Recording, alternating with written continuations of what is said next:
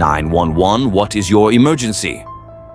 The voice on the other end was a neighbor, shaky and panicked, and the words he spoke shattered the illusion of a perfect American family. I just had a 12-year-old boy show up here at my front door asking for help, and he said he just came from a neighbor's house. He's emaciated, he's got tape around his legs, he's hungry and he's thirsty. That starving, injured child running desperately from a suburban home in Evans, Utah in August 2023 was the son of Ruby Franke. This story begins long before that frantic 911 call. The story starts with the popular momfluencer on YouTube, Ruby Franke, who was approximately 33 years old when she first began documenting her life, living in Springville, Utah, a lakeside suburb of Provo.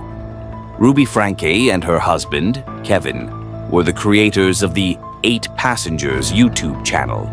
It became a massive success, amassing millions of subscribers who tuned in daily for a slice of the family's highly structured, large Mormon family life. For years, Ruby cultivated an image as the ideal, uncompromising mother, providing a stream of content that covered everything from rigorous homeschooling schedules to public family announcements. However, over time, the tough love videos became increasingly controversial. Ruby gained viral notoriety for revealing that her son, Chad, had been forced to sleep on a beanbag chair for 7 months as punishment. She also openly discussed threatening to withhold food and Christmas presents from her children. Despite the criticism, Ruby dismissed the concerns, framing her methods as necessary, natural consequences.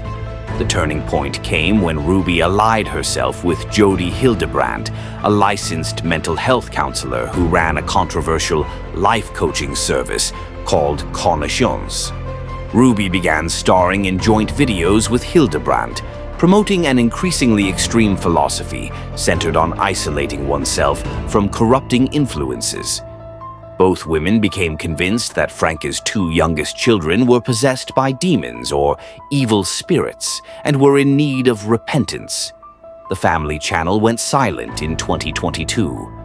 Ruby separated from Kevin, and she took 2 of her youngest children to live at Jodi Hildebrandt's secluded home in Evans, Utah.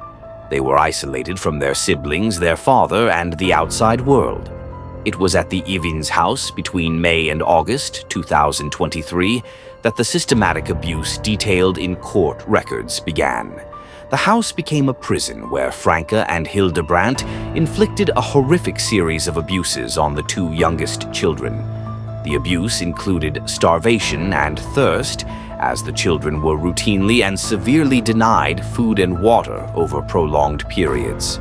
They were also subjected to physical torture and confinement, forced to perform grueling manual labor outdoors in the extreme summer heat, and the 12-year-old son, after a failed escape attempt, was bound with ropes and handcuffs, causing severe lacerations and tissue damage. The boy told police his wounds from the ropes were treated with a mixture of cayenne pepper and honey and then covered with duct tape. Beyond the physical acts, they endured severe psychological and emotional abuse, being told they were evil and possessed. In Franke's own journal entries, she detailed the abuse while repeatedly insisting that her actions were an act of love. The nightmare ended on August 30th, 2023, with the escape of Ruby's then 12-year-old son. Despite having been bound with ropes, the child climbed out of a window. The neighbor's 911 call led police immediately to Hildebrandt's home. They found the boy's 9-year-old sister inside, similarly emaciated, injured, and hiding in a closet.